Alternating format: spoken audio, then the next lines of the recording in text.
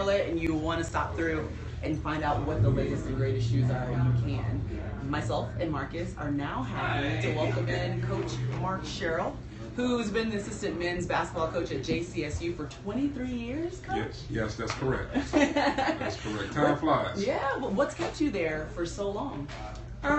Just a great opportunity. I've had other opportunities to move forward, but when I thought about it, it just wasn't the right fit for me. So this is your alma mater, and obviously you had a lot of success. Player of the Year, Hall of Fame yesterday, right? Today. So congratulations, man. Yeah. But Thank you. This morning.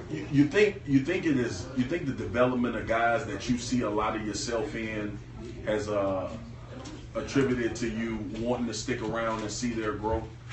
Well, that plays a big part in it as well. Again, it's good to be able to get back to your alma mater, but at the same time, I am looking to advance myself and move on to become a head coach at some day. Yeah. We had a lot of fun talking to Stedman. Great young man. Yes, that was the CIAA Player of the Year, Yes. and it just seems like he has a very level head in general. But since we've heard from him already, I'm curious to hear what you've seen from him during his growth at JCSU. Potentially, he has developed each year. Unfortunately, he's only been with us 2 years. Sometimes you recruit high school kids. Smith is known for normally recruiting high school young men. That's why people say in our program, we got kids that's been here 8 years. Because he's been with us since a freshman. Unfortunately, Stedman came in as a junior college transfer, so we had 2 years with him and was able to see a difference in his growth. I think you did pretty good. Yeah. Yes.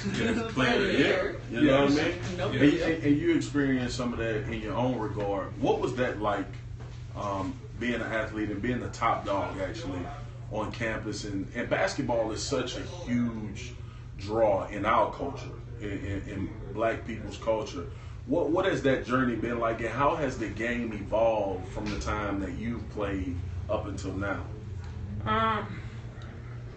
Back when I played, I believe the game was a lot more physical.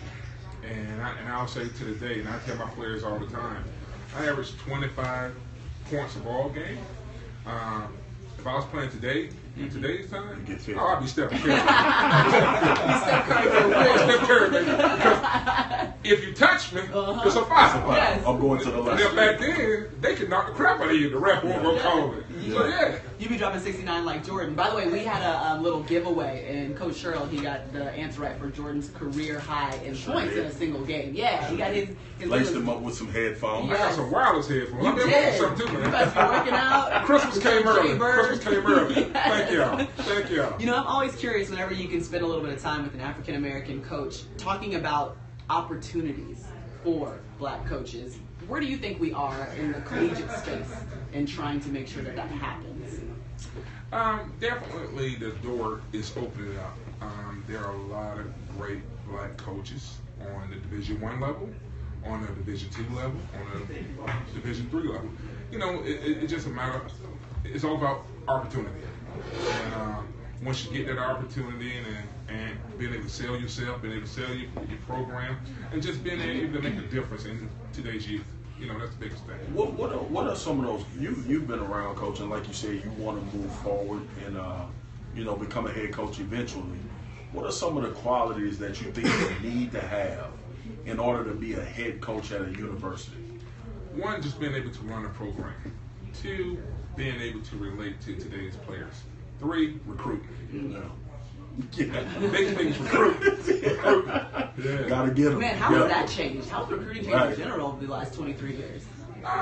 It's gotten tougher. You know, when I came out, I was highly recruited by a lot of Division I schools, and I made a decision to attend an HBCU. A lot of people thought I was crazy because I've been out to California for business. I've been out to this place for business, and a lot of people couldn't understand why I decided to choose an HBCU, which was Johnson C. Smith University, and I was just looking for that right fit.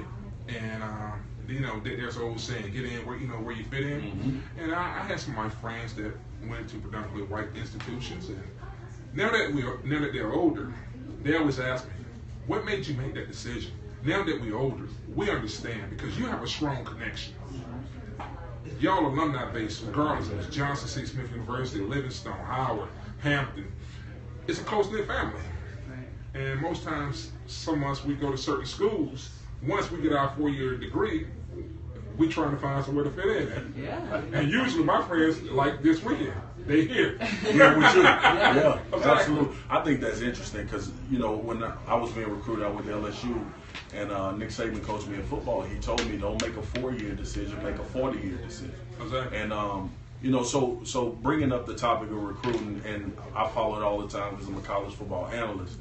What has changed about the type of athlete, and why is it more difficult for you to recruit now as opposed to back when you were either being recruited or earlier days? Well, now in terms of recruiting, everybody's steering kids D1, D1, D1. And I always ask the question is, what is D1? What is it? Now we're at a day and time where if you're good, whether you're in the NFL, They gonna find NBA, hockey league, they will find you. Yep. Now, don't get me wrong. If you're coming out of high school and you're one of the top 40 players in high school, and you could go to a LSU or a Carolina and you can go in there and get you 18, 20 points freshman, sophomore year, you know, you're an instant millionaire. If you go to Johnson C. Smith University and you average 25, 30 as a freshman, sophomore, you still going to stay 4 years. Right. It is what it is. Yeah. But you will get an opportunity. Right, right. And that's kind of the difference. But I really do like what you said about the family, the community that you get from being at Johnson C. Smith University, which is something, I know me and Marcus had it because we played on a team, so we feel like we have that community, but like I have a younger sister who doesn't play a sport, but she does go to Georgia, so where does she fit in when she goes back to school? What is the pitch that you give the recruits that you're trying to bring in on Johnson C. Smith, maybe HBCUs in general, but just the difference? And the CIAA is a Division II conference, but whatever you're telling them to get them to commit to you. Well, one, go somewhere where you fit in. If you can see yourself in my picture, and also go somewhere where you won't be a social security number, where you'll be a name. Because the kids walking around That's campus, deep. you probably know them, huh? You know, that is interesting. Yes, indeed. Because we were numbers, you go to numbers, like 60 people in your class. It's gonna be another one of him. It's an auditorium. You go to office hours, your teacher's like, are you in my class? I don't know who you are. All right, Coach, let's get into your career a little bit. Basketball, left as the second all-time leading scorer in the conference. You were a McDonald's All-American coming out of high school. And I think it's interesting that you say you felt, Johnson C. Smith felt right for you. But how difficult was it to turn down those opportunities from those majors that were after you, especially being a McDonald's All-American, because everybody knew you? Well, the hardest thing was, I remember when the nomination came out in Durham, the McDonald's on Roxborough Road, which y'all probably don't know about anyway, they had a big day where I had my own day at McDonald's. Yeah. And then I came up, my mother said, well, why don't you go? I wanted to walk around by myself. Nobody knew who I was, except a few people who followed high school basketball. But I wasn't promised this, I wasn't asked this. I walked through the classrooms and the buildings. People like, who are you? I'm just walking around trying to get a feel for it. And I actually came about 4 or 5 times. I came up to Smith about 4 or 5 times. Me and my friends would drive up. Because I can't understand why I am considering this. And it really ended up being a good opportunity. Wow, because I was interested. I was like, me? You read all the accolades. Oh. So I went to school. So what if I always ask this question. Yeah. What if all of the top recruits in the nation were like, you know what, forget it, we're all going to HBCU? They used to. Like, what if you were like, Marcus grew up right next to Southern University and was like, yeah, I'm just going to go play at Southern because that's what I know. And, the next kid coming up decided, you know what, I'm going to go to Howard because that's what I feel like doing. I mean, what a change that would be, because athletics would spike. And then, obviously, with athletics comes money and more money into the HBCU system. I mean, I think that if you could get athletes to recommit to maybe going to HBCUs every now and then, it could be a big deal. No doubt. And if more athletes would consider that, if more people would consider that. And again, if you're a top athlete, and again, that athlete that's sitting at LSU, not getting a lot of playing time. Could have been at Southern. Could be at Southern, Johnson C. Smith, getting an opportunity. Yeah. I've had kids, Trippin Parks, who went to 6 NBA pre-draft camps, and I mean, if you got it, you got it. Yeah. You know? So I grew up in Baton Rouge, and Bobby Fields went to Southern. Oh man, that's my guy. Yeah, and I used to. My dad was a huge fan, so I had the opportunity to meet him. And that's one thing he was telling me, and I think it's interesting that all you guys kind of sharing that story about how when kids go to HBCUs, it really doesn't matter, they'll find you. But his message to me was, because Southern didn't recruit me in football, right, because they were under the assumption that it was not going to happen at all. And I felt a type of way about it because I actually would have thought about it. Honestly, would have thought hard and long about it because I went to high school on campus. So I guess what I'm getting at is, let's just say that you start getting those top 40 recruits to go to HBCUs. Then the question is, what would change in the promotion of the game, and what would change as far as putting them in a position where they could be seen as much as guys that would go to LSU or go to North Carolina State or go to North Carolina? I know the media would follow because athletes are there, but from an HBCU's perspective, what would change? Bigger tournaments, bigger crowds, more people engaged in the events. Like, what needs to happen for those players to make that decision? Well, let me say this. I'll take those slogans from a movie called Field of Dreams. If you build it, they will come. And that's the biggest thing that HBCUs have to do. We got to build better facilities. Yes.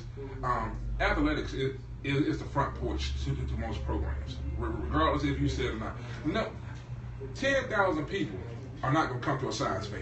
I don't care. They're not going to come and show the science fair. If they're curing cancer. Let's finish talking about this. Thank you. They're not going to come. Now they'll come with my son, and I want to see my son. Knowing I really don't want to be there, but I'm going to support him. And, but you got to build it, and they will come. And then alumni, friends, and family got to come out and support.